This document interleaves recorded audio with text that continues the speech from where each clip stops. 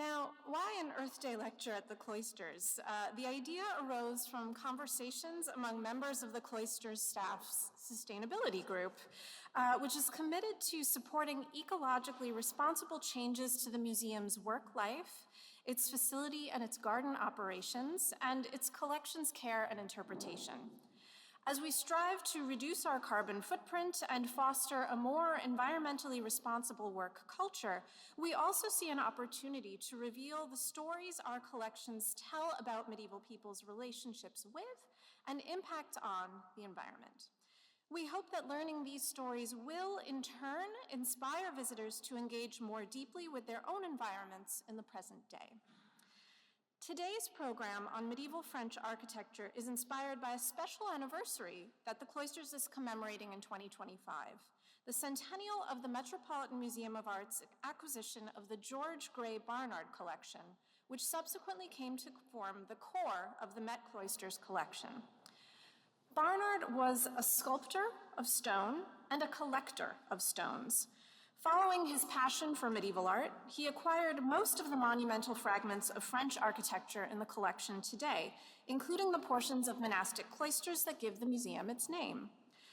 It is the Barnard collection that gives this building its distinctive appearance today. To that end, when the lecture is over, I encourage you to spend some time in the next gallery right here, where we have a small installation about Barnard and his collecting activities. In addition, throughout the museum, as you're walking around, please keep a lookout for special brick red labels, which are telling you more Barnard stories. Now, without further ado, it's my great pleasure to introduce today's speaker. Vibeke Olson is Professor Emerita of Medieval and Renaissance Art History at the University of North Carolina, Wilmington. Her scholarly research has focused on the practice of standardization and mass production of building elements in 12th century France. When she's not thinking about medieval building practices, she is writing about late medieval devotion and bodily fluids. Her publications include 2 edited volumes working with limestone, The Science, Technology, and Art of Medieval Limestone Monuments, which was put out by Ashgate in 2011, and The Virgin's Milk, on the fluidity of images and the production of divine presence, co-edited with Jutta Sperling and Matti Meyer, and is forthcoming from Breppels, so keep an eye out for it. She has also published several essays, among them The Whole is the Sum of Its Part, Standardizing Medieval Stone Production, Movement, Metaphor, and Memory, The Interactions Between Pilgrims and Portal Programs, Penetrating the Void, Picturing the Wound in Christ's Side as a Performative Space, and Blood, Sweat, Tears, and Milk, Fluid Veneration, Sensory Contact, and Corporeal Presence in Medieval Devotional Art. In 1999, she was the recipient of the French government's prestigious Chateaubriand Fellowship, and she is currently a Fellow of the Society of Antiquaries, London. Please help me welcoming Vibeke to the stage. And Vibeke is going to speak, and we'll have a bit of a conversation to follow, and we'll also take some questions from the audience. So thank you. Vibeke, come on up.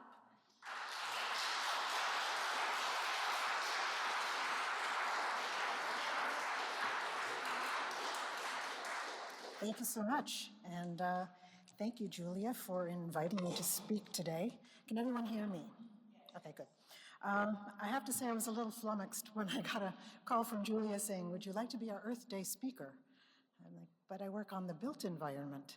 And then I started thinking, yes, I work on the built environment, I work on standardization, I work on mass production, I'm interested in quarries, I'm interested in stone. Okay, yes, I can see how this can go.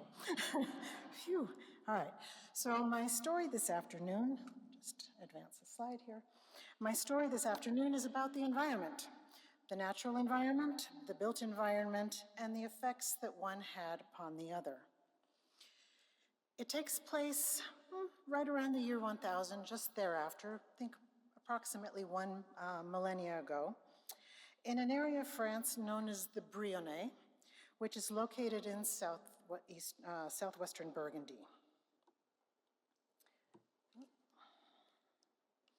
It focuses on a building most of you have probably never heard of, the small parish church that you see here in the village of Baugy. It's the Church of Saint Pons in Baugy. So I'm going to walk you through where we're going and how we're going to get there today.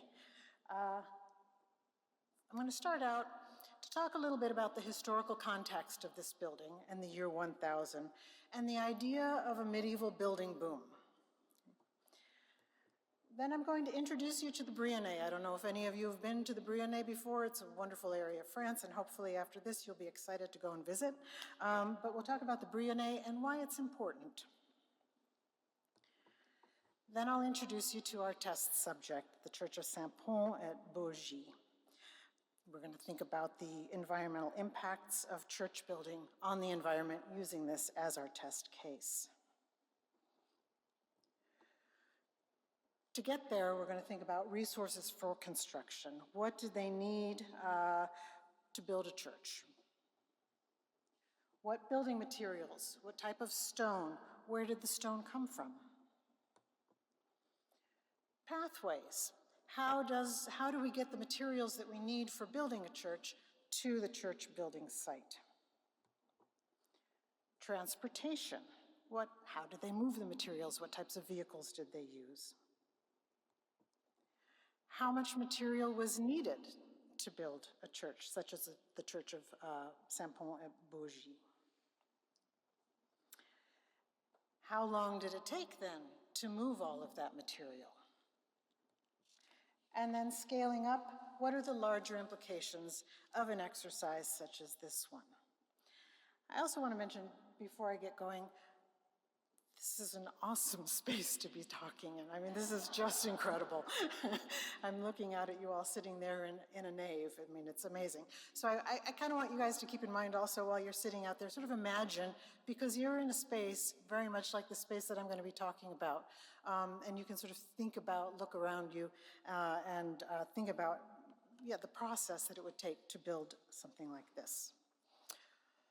All right, so let's talk about the historical context, the year 1000 and a medieval building boom, and why particularly at that point in time, right? Why do we have a building boom taking place in the year 1000? One of the challenges of working in the pre-modern era is contending with a scarcity of documents. We have the buildings, right? That's a primary source of material. We have manuscript illuminations, and I show you one here depicting a variety of building activities going on.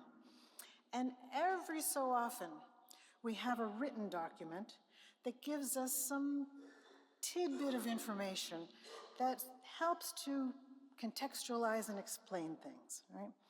And one such text is the one that you see here on the screen. It is a text. It's called the Historiarum Libre Quinque, or the 5 books of history. It was written by a Benedictine monk named Rudolphus Glauber. He was born somewhere in Burgundy around 985, died in 1047.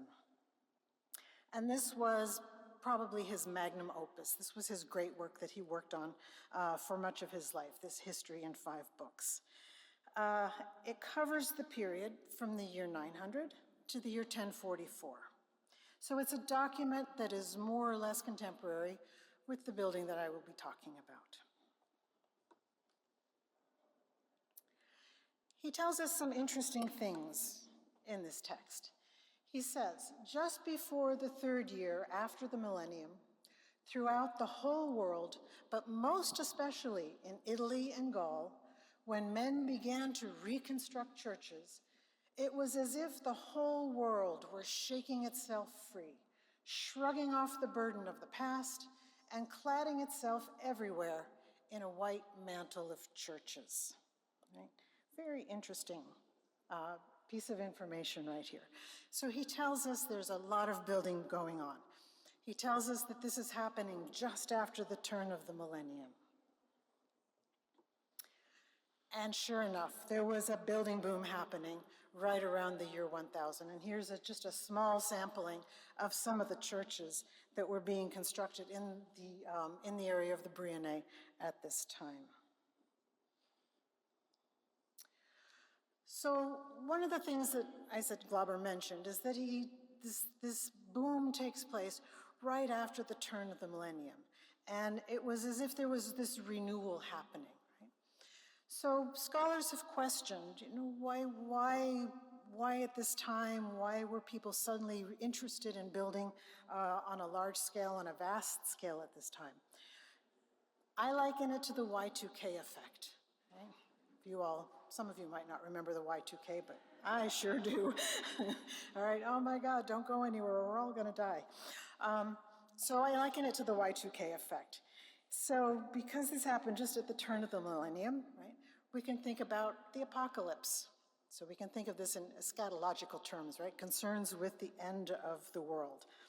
So perhaps there was a reaction to the end of the world coming and then going, because nothing happened, right? Perhaps there was a sense of fear that people didn't do enough, right? They weren't worthy enough, so perhaps they need to go out and they need to build more churches as a form of penance, right? Go out and do increased God's work in some sense. So that could be one explanation for this building boom that takes place at this time. There could also have been a sense of relief, right? Oh, phew, we made it past that, right? Let's give thanks to God, we'll build more churches in his honor. That's one possibility, and I'm just showing you here the 4 horsemen of the apocalypse from the Cloisters apocalypse. I don't know if it's on view, but it is? Okay, you can go find it afterwards. Scavenger hunt time. Moving on in Glauber's text, he gives us another interesting little tidbit of information. He says, at the millennium of the Lord's Passion, which followed these years of famine and disaster, by divine mercy and goodness, the violent rainstorms ended. The happy face of the sky began to shine and blow with gentle breezes, and by gentle serenity to proclaim the magnanimity of the Creator. The whole surface of the earth was benignly verdant, portending ample produce, which altogether banished want. Now, to me, that's a really interesting thing to write about in a history. What that tells me, and perhaps what that tells you, is that there was a change in the environment, right? That suddenly, perhaps, it's warmer, right? We don't have the rain anymore. The sun comes out, and we have ample produce available for everyone. And sure enough, if we look at the historical record, right, we can see right around the time that we're talking about, beginning in the year 1000 and lasting up until about the time of the plague in 1348, was a period known as the medieval warm period. There were improved climatic conditions. There were warmer summers, there were milder winters, there was an increase in agricultural production due to this nice milder weather. The growing season was longer, right? And the result of this was food surplus. Because we now had food surpluses and more food available, the population grew. Estimates say that the population of Europe more than doubled at this time, right? Going somewhere from around 23 million people in the year 950 to about 54, or some even say as high as 73 million at the time of the plague in 1348. Right? So there was this tremendous growth happening in this one little historical period in time. People were better fed. The weather was better.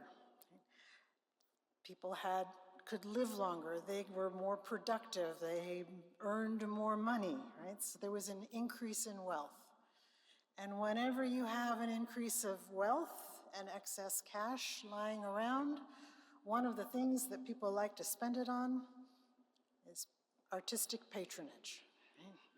We're going to go out and commission a building. We're going to pay for an apse. We're going to pay for a church. We're going to pay for a manuscript. Right?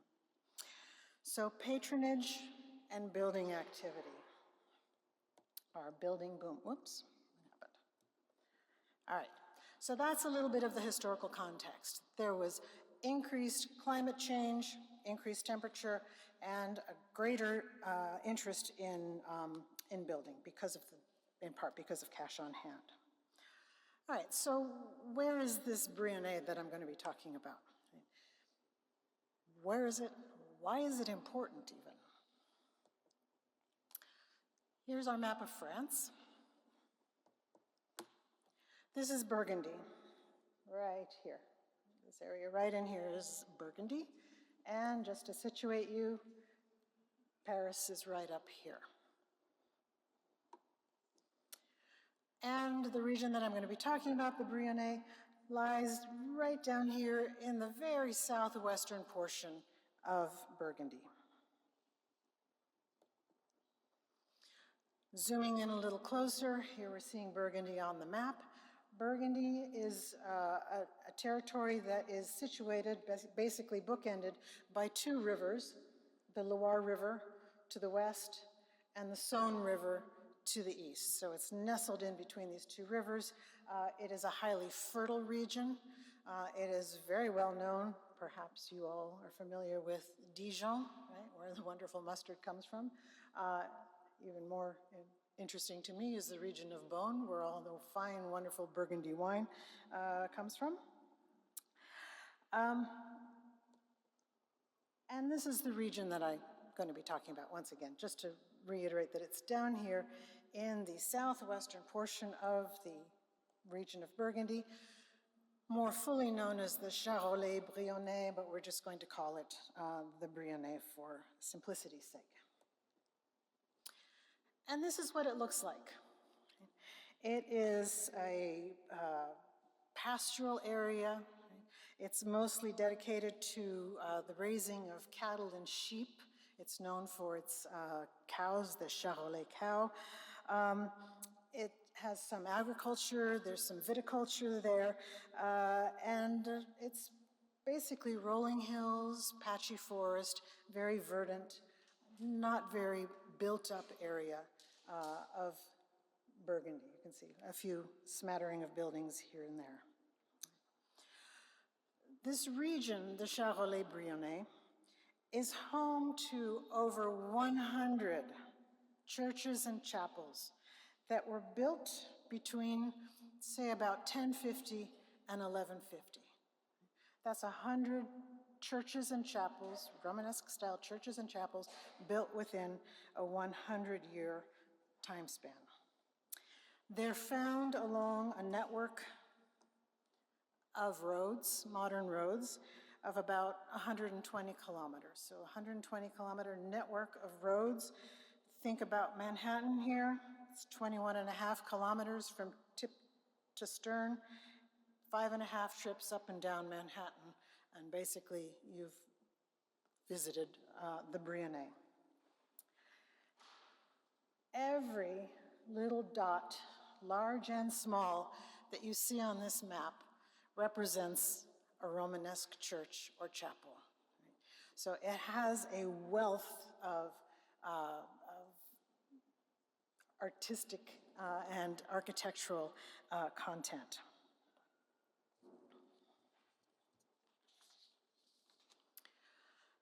I was initially drawn to this area for a number of reasons, but largely because of the number of buildings, right? You don't find this very often in France, a small area with this many surviving buildings.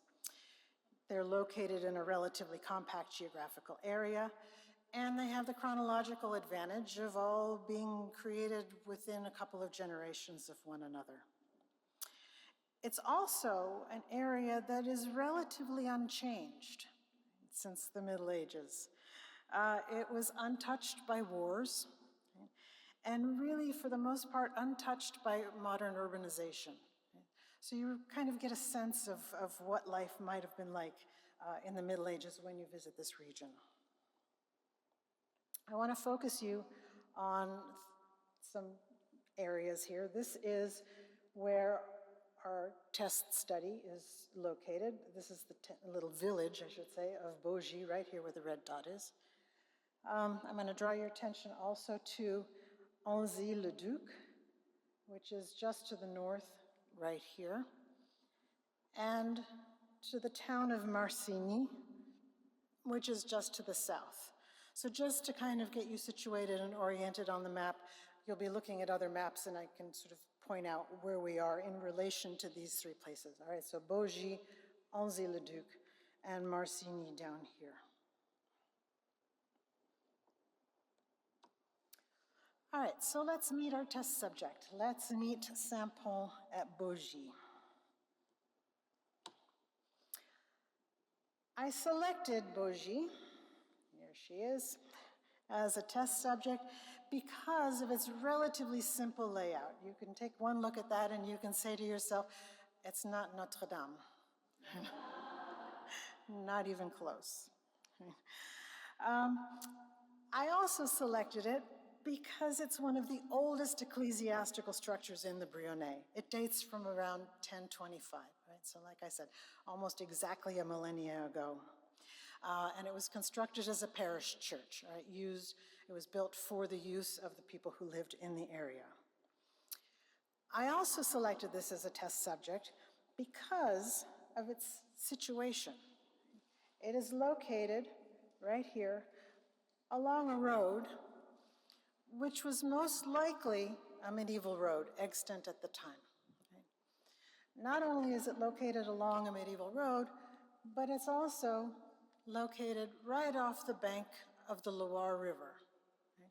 It's about 200, 250 meters from the riverbank to the church. So these were some of the things I was thinking about when I wanted to select a test subject, right?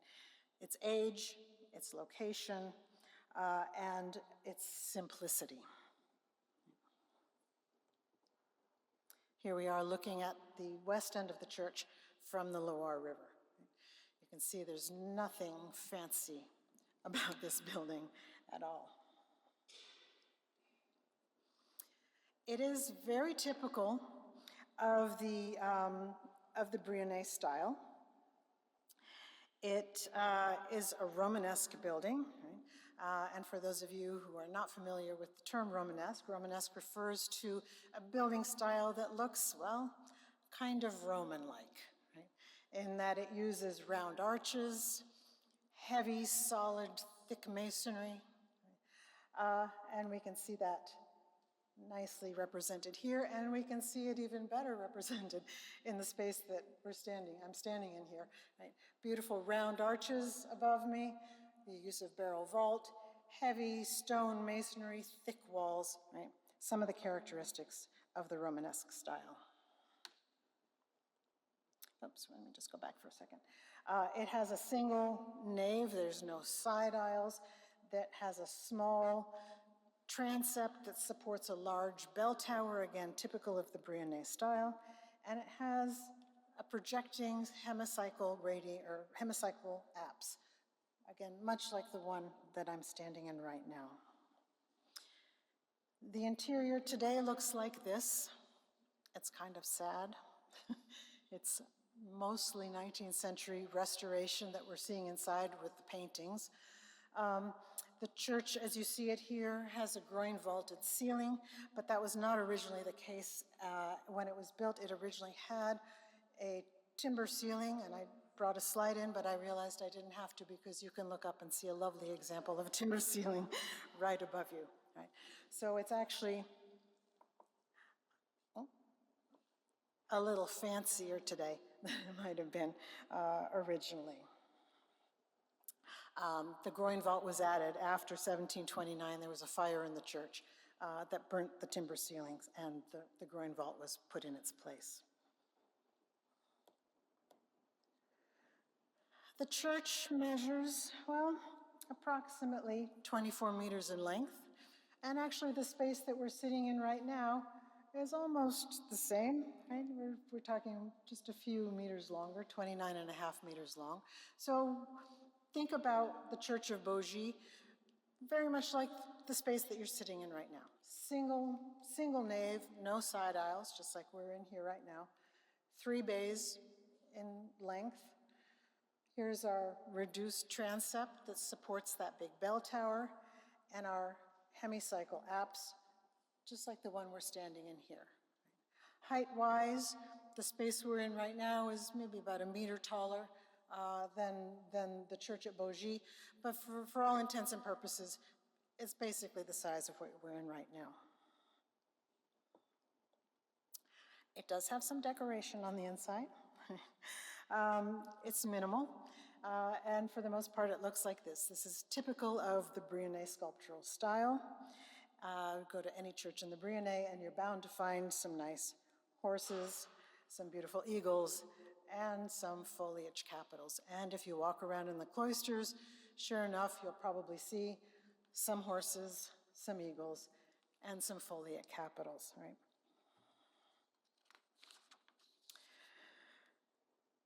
The structure itself is primarily limestone. It is built in a technique that the French refer to as petit appareil, which means small coursed masonry. But it does have some larger ashlar blocks, larger ashlar masonry, particularly at the corners where it needs extra support, around the openings, on the buttresses, and where it needs to hold up the bell tower. And again, petit appareil, the small coarse masonry, being this rubbly-like stone that you see here. Right? Very different than the beautiful coursed ashlar that we see, the big blocks in the apse of Fuente Dueña that I'm standing in.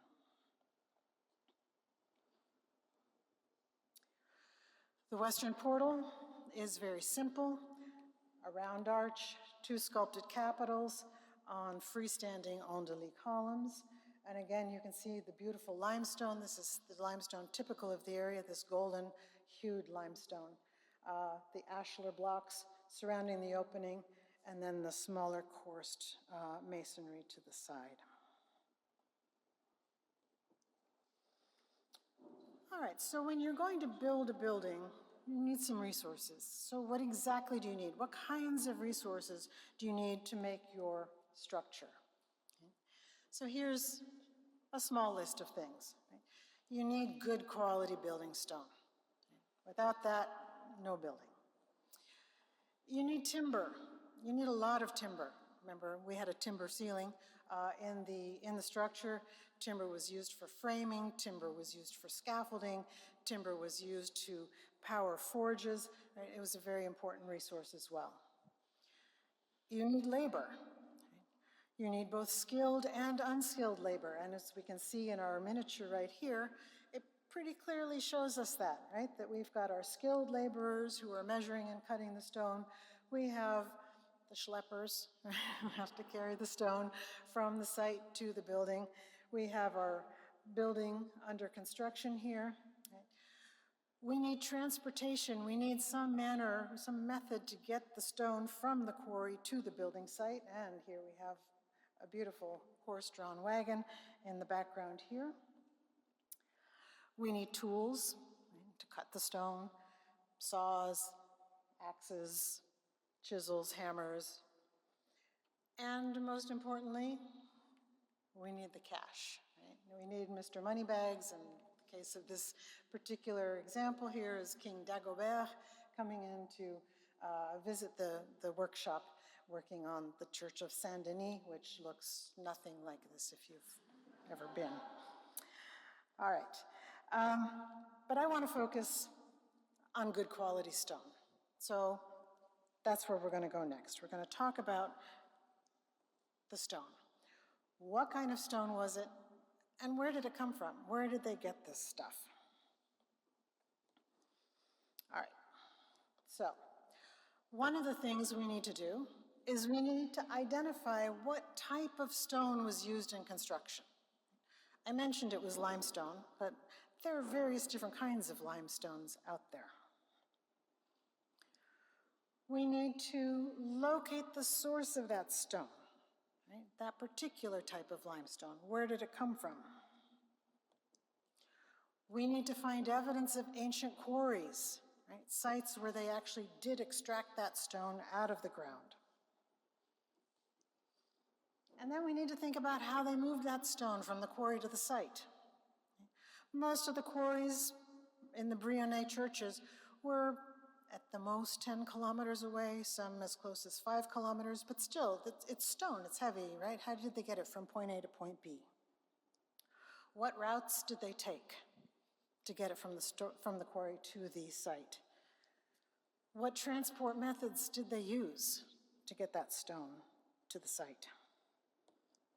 And how much stone was needed to build that church?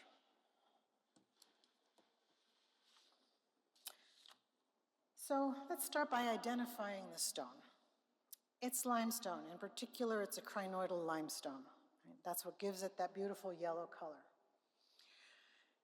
In geological terms, it comes from the lower Bajocian, which is a period within the Middle Jurassic for any of you who are interested in dinosaurs and such. It's petit appareil, as I mentioned, small, coarse limestone, so the stones are not huge.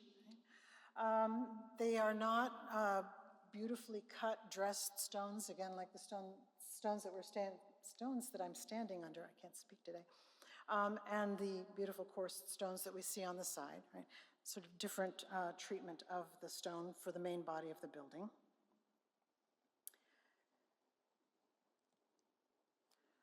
All right, so let's think about where this stone came from. Here is a wonderful geological map of the Brionnais, locating the stone deposits within the region. Wherever you see yellow on the map is limestone. Anywhere green is sandstone, and red is granite. Right, so that's the type of stone that was available to the builders in the region of the Brionnais. We know that Baugy is predominantly constructed out of limestone. There's some sandstone in there, but for the most part, the shell of the building is limestone. So let's take a look and see where that limestone is located. Right? Here's Baugy right here. Our friend Anzy-le-Duc, as I mentioned before, to the north, and the town of Marcigny to the south. We can see that most of the stone deposits are to the east. But notably, there are 3 deposits of limestone either right in Baugy or nearby. Now here's the tricky part. Just because there was limestone of the type that we need located right there in Baugy at the building site, it doesn't mean that they utilized that deposit of stone. We have no evidence whatsoever that there was any quarrying that took place at Baugy. So most likely, the stone came from one of 2 places nearby. Just to, again, sort of give you a sense of geological time and placement, this layer right here in the cross-section is the Bajocian limestone. And you can see it's located just below the substrate, right? It's just under, just dig a little bit and the stone will reveal itself, right? You don't have to chop off mountainsides. We're not talking about, Carrara marble quarries. We don't have to do any subterranean tunneling or anything like that to get the stone. It's right towards the surface and easily available. But it also makes things a little tricky. Because how do you identify a medieval quarry after a millennium has passed? So I'm showing you 3 examples of medieval quarry sites. This one at Romay, you can see, looks like a beautiful golf course. It's not, it's a medieval quarry. All these little divots are places where they've extracted the stone. This is the quarry of Le Bont that is at Anzy-le-Duc, or right next to Anzy-le-Duc. And you can see if you walked by, you would think, oh, it's a wall, right? It doesn't look like anything special, but it was, in fact, the site of stone excavation. And then down here in the beautiful winter fog, we see the quarry of La Baisse, just outside of Marcigny. And if you look closely, you can see that there's some dents, shall we say, in the hillside over there. Right? That was the quarry site. The two quarries that were likely utilized for the construction of Baugy were the quarry of Le Mont at Anzy-le-Duc and the quarry or the quarry of La Baisse just outside of Marcigny. And I'm going to focus today on the quarry of La Baisse. All right, so now we've identified our sources of the stone. We've figured out what kind of stone it was, what quarry it came from. Now, how do we detect or how do we figure out the pathways? How did they move the stone from the quarry to the church? And the most logical answer is look at the map, right? Ask anyone, how do you get from point A to point B? Look at the map. All right, so let's look at the map.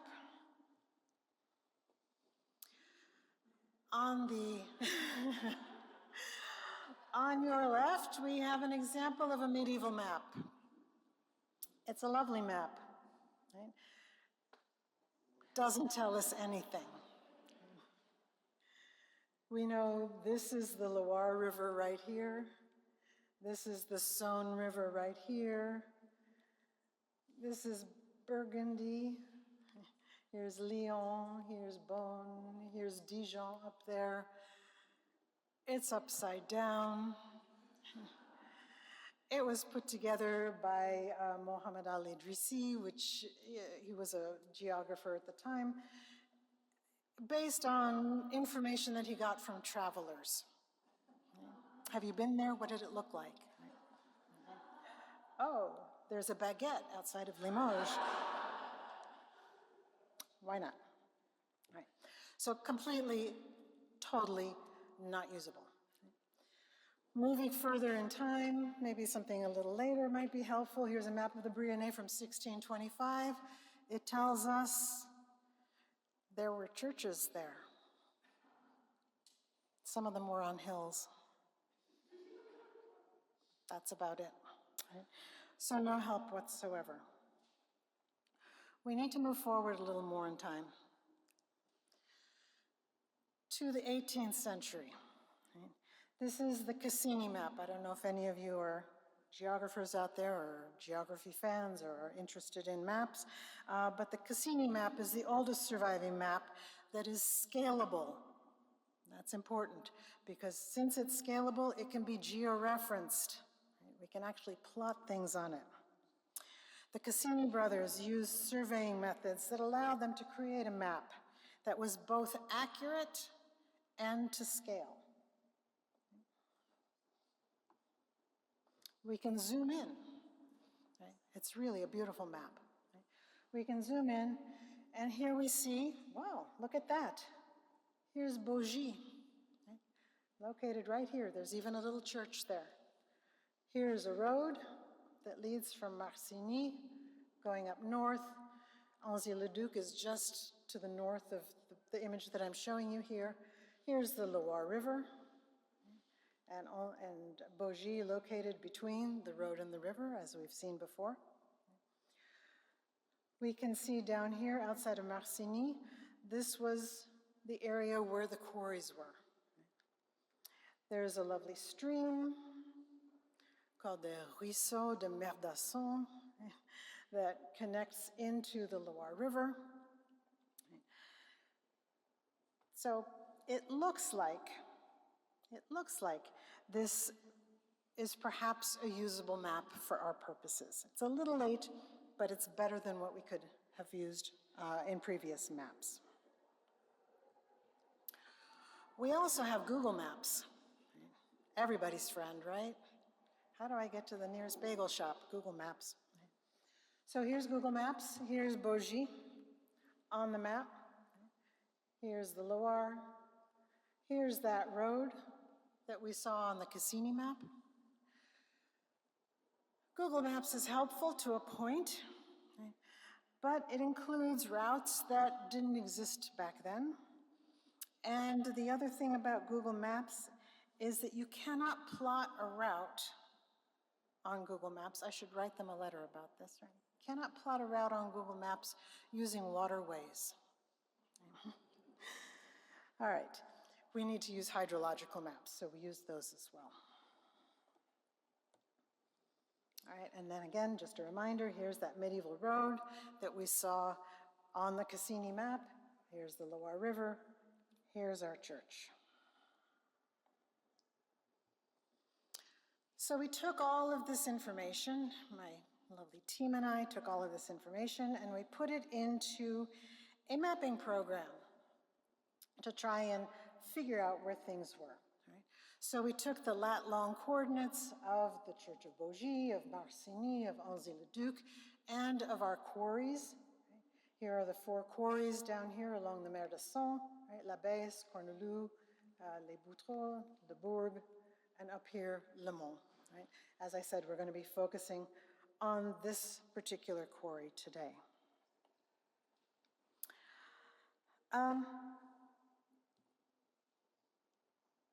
We could then overlay that hydrological map with our coordinates with the Cassini map.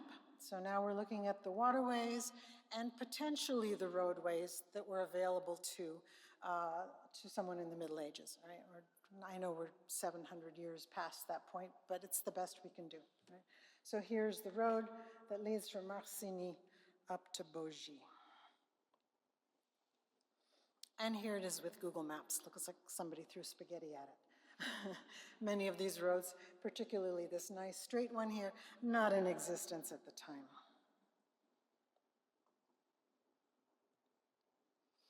Okay, so we have our church, we have our stone, we've located our quarries, we have some maps. Now let's think about transportation. How did they move that material? Even if it's only 5.5 kilometers, it's still a challenge to get the material from point A to point B. I don't think this is how they did it.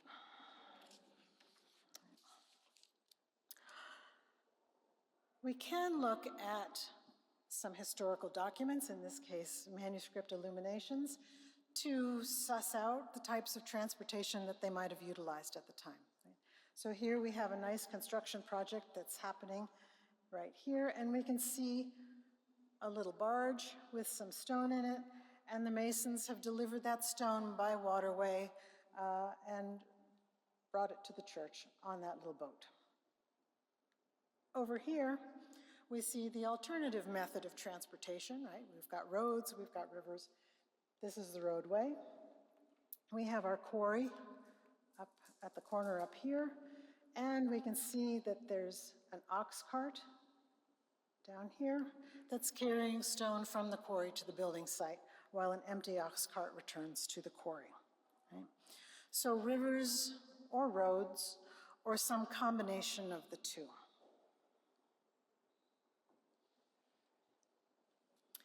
Let's talk about river transport for a minute. Right? Here we see the Loire River down here, and I'm showing you here a 9th century barge. Like this would be the type of boat that they would use to transport the stone. And here's what we know. We know that a 1.5 meter barge could carry a maximum of 8.2 metric tons of stone. Approximately 200 dressed ashlar stones, stones of the size that you see in the apse here behind me. A 5 meter barge, so a significantly smaller barge, could carry 3.9 metric tons of stone, right? So probably about 100 stones in that particular barge. We know that 3 metric tons of stone could travel a rate of about 2 kilometers an hour.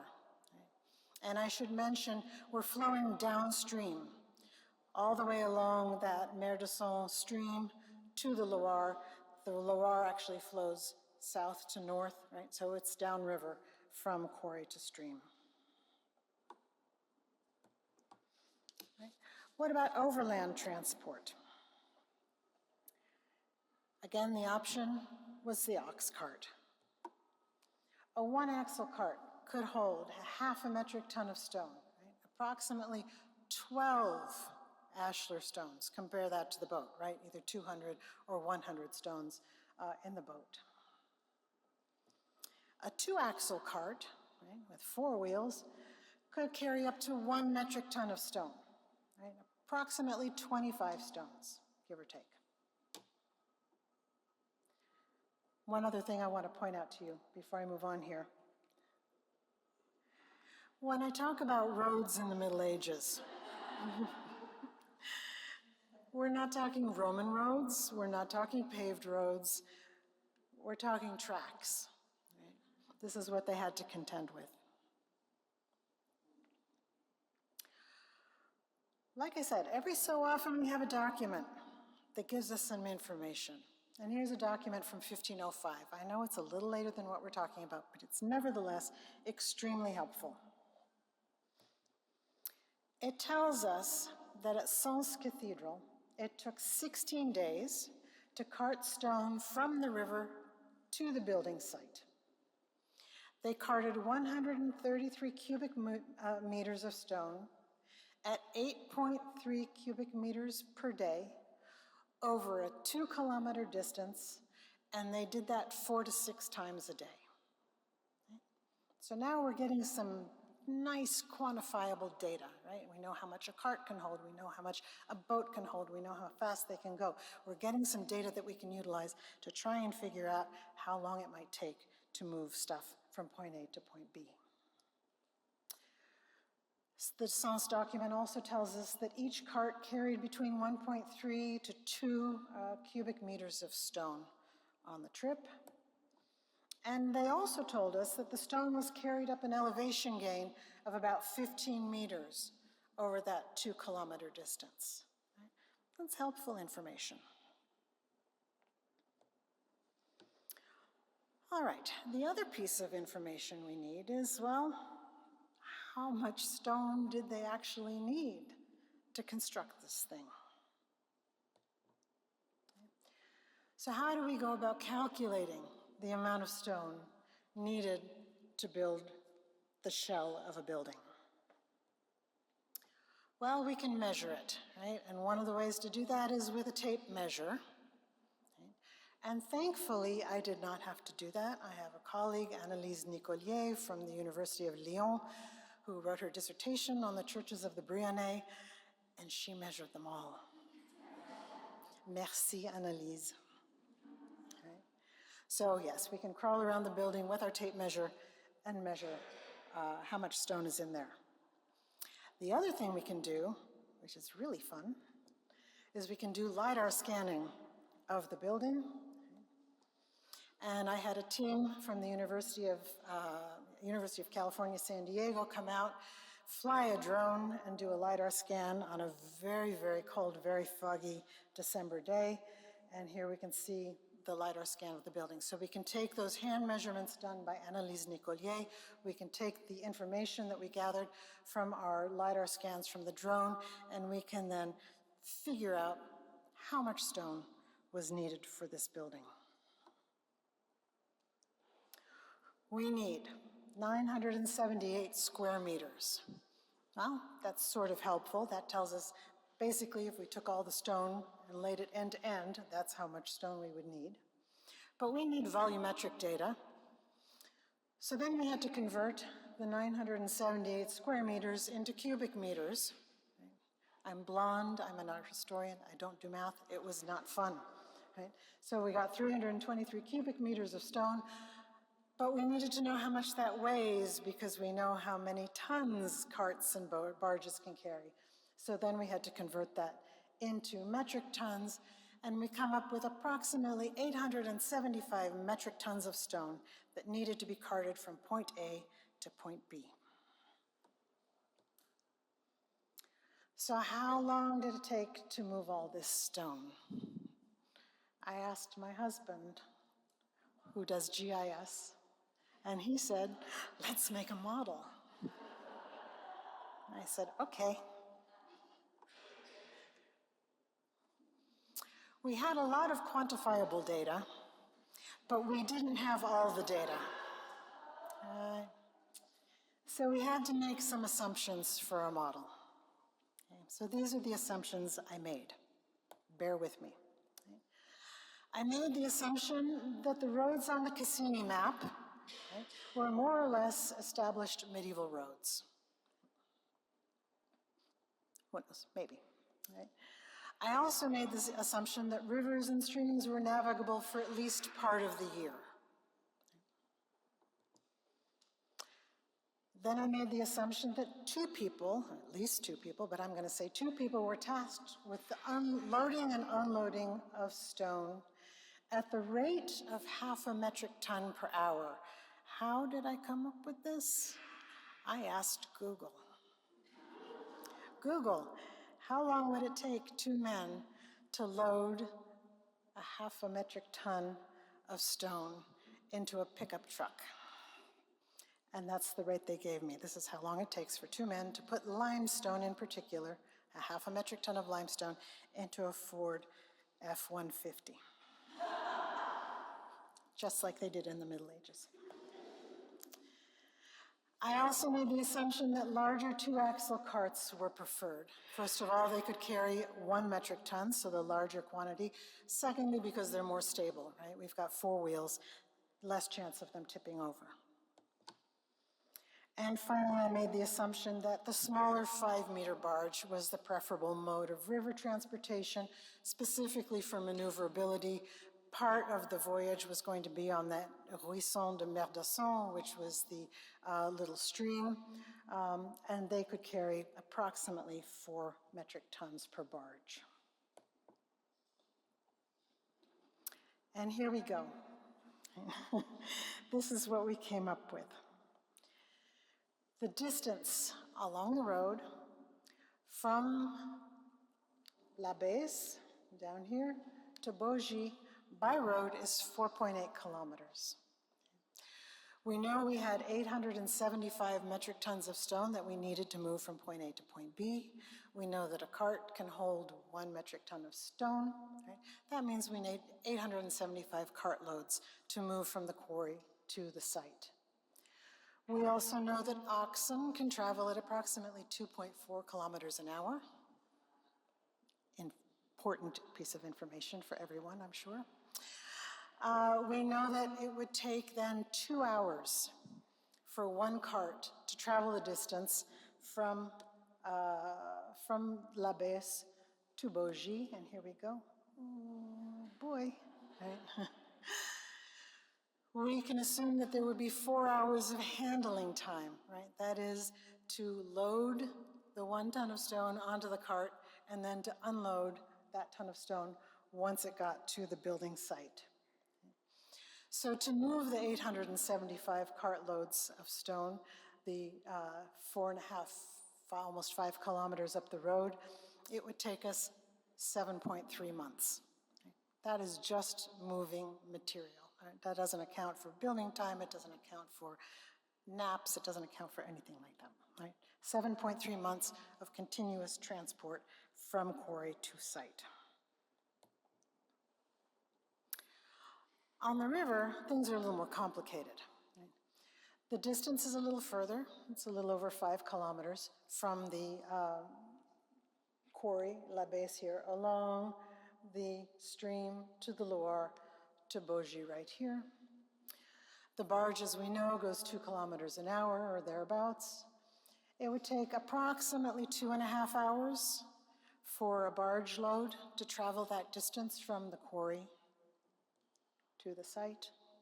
Little pirate guy going. Right. We would need 224 boatloads of stone to travel from the quarry to the building site. We would need 17 hours of handling time.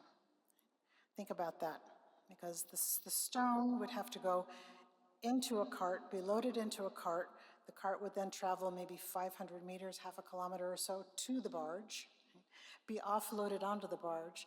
The barge would then go upstream, then it would have to be unloaded again. Right? So there's a lot of handling time involved with the barge transport. Nevertheless, transporting by barge, we get 6.1 months. Right? So it would take us slightly less time to move that material from the quarry to the site. We can think about that in terms of the space that I'm standing in here, right? The Fuentidueña Chapel, or apse right here behind me. The quarries for this apse were approximately 30 kilometers away from the building site. So using my calculations here, the river transport would be about 15 hours per ton along the river. There were 3,300 blocks of stone, I believe, in the construction of this particular apse. So that would be about 7 months of transport time just for the stone alone in the apse. All right. So what are the larger implications of this exercise? It was a fun little project to work on, but what can it really tell us? First of all, we need to remember what was happening in this region in a span of 2 generations, right? That there were over 100 churches and chapels being constructed almost continuously during this time. Not only that, other things were being built. Chateaus, fortifications, bridges, civic buildings. So a lot of activity taking place within the landscape. The building boom took place not only in this little corner of Burgundy, but if we go back to our friend Rodolphus Glauber, he told us that this happened throughout Gaul, right? Throughout France. So we have one little building in one little corner of southwestern Burgundy, okay? And now we can explode that outward and think about what was really going on, right, in terms of building in France, beginning in the year 1000 up until today, right? We can look back 1,000 years from where we stand in time today, and we can pinpoint the beginnings of societal change, right? We can also pinpoint a massive transformation of the environment. Right? Think of the dramatic alteration of the landscape, not only with all of the quarrying that was taking place, but those roads that I mentioned, those tracks that crisscrossed in and out, right? The addition of the buildings, the churches, the chateaus, the bridges, the towns, right? There was a tremendously big increase for demand on natural resources, on stone, on timber. Right? Waterways were changed, canals were dug in order to assist in the transport of materials from building, from quarry site to building. So this massive transformation of the environment into the urban French landscape as we know it today. Thank you so much.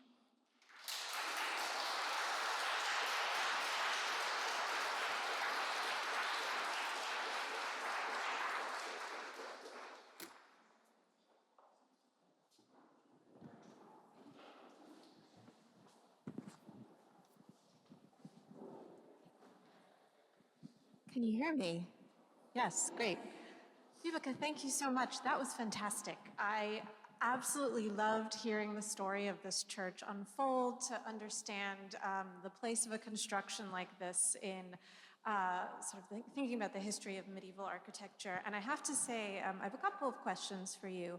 I was blown away by the number of sources and different kinds of sources that you use in order to begin to access a building which is about 1,000 years old, and when you go visit, doesn't reveal all of its secrets, doesn't lay everything out for you in a way that other buildings might, and from a historical moment where, as you pointed out at the very beginning, there aren't so many, written texts that can just tell you, well, on Thursday I went and I got some stone, and then 6 months later I started building. You don't have that sort of information. And so I was wondering if you could reflect a little bit, just to begin, about what is it like to sort of maneuver your way through so many different kinds of sources, some of which are historical, some of which use modern technology. How is it, what's it like to balance all of those sources? did you even think going into this project that you'd be going in so many different directions? It's really quite remarkable. That's a good question. um, there is a lot to think about. I mean, you walk into a building and you look at the building and you say, wow, that's a nice building or small building or whatever building. And usually we leave it at that. But my brain immediately says, how did they do that? So that's where I go. I think about, how did this happen? Why did this happen here? How did they build it? When did they build it? What did they use? And then you have to start thinking about, well, how can I go about answering those questions? And there are no documents, unfortunately, for this period in time, or maybe fortunately. I mean, that's what makes it fun for me, right? I can play detective. And you talk to people who work on the same types of projects. That's one way to gain inspiration and ideas of where to look. Looking at medieval manuscripts is very, very helpful. Even though these manuscripts date much later than the building itself, they tell us a lot about how masons worked in the Middle Ages. The scale might be off, but pretty much everything else that they say there is correct, right? They tell us about how the workshop worked and so on and so forth. We have to think about geology, right? And luckily for me, a lot of geologists have worked on the region of the Brionnais, so all that information was readily available for me. And then, of course, the question of how they got things from point A to point B. And that's really something that intrigued me. And as I said, I work together with my husband, sitting there in the front row. And it was a project that we could work on together because he works with GIS. And he immediately said, oh, we can do that. And I said, okay, let's do it. Yeah. That's great. Collaboration is really important, I think, especially as we become more interdisciplinary as medievalists. I think that's something that's happening, in every single field that contributes to medieval studies and kind of beyond. It's really amazing. Yeah, absolutely. It's a collaborative project. There's no way you can do this on your own. I mean, nobody has the type of knowledge that you need to answer all of these questions. This is not a go hide in the library kind of research project, which is fun in and of itself. But you need a team of people who have various different expertises. I mean, I can't fly a drone. I'm very glad I could find somebody who could. No, that's great. It's really exciting. I want to ask you one more question. I think in the interest of time, we're actually not going to do audience questions, although I guess people can come up and ask you afterwards if you mind. But I also wanted to ask a question, not so much about your methodology, but just thinking about the people behind the project and who would have been involved in the construction of this church, who made it happen, who caused all of these people to ride in barges with heavy, heavy loads of stone. I would love it if you could just say a few words about the people who made it happen. Yes, absolutely. The church was, the patron of the church was Geoffrey of Semur, who was the Count of Semur, which is a town just outside of Marsigny. So this was his territory. Baugy was part of that ducal land. And he paid for the construction of the church. We don't know exactly when it was built, but stylistically it dates very early, like I said, around 1025.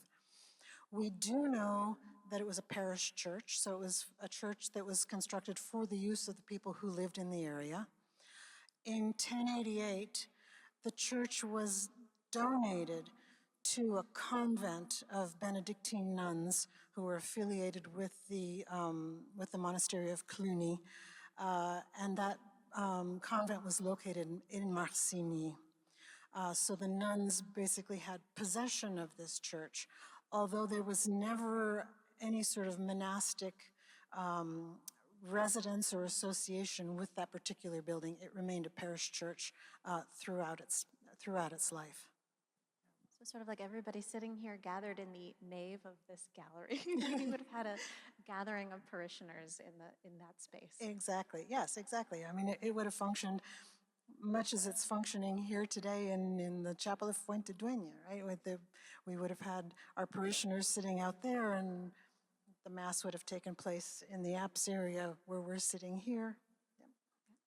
Well, I have to say it's a pleasure to sit with you in a Romanesque church, talking about Romanesque churches. I mean, you've really enlightened us today into the process of something that even went into, the structure right here. I want to thank you so much for your presentation. Please join me in thanking Vibeke, and I want to thank all of you for coming today.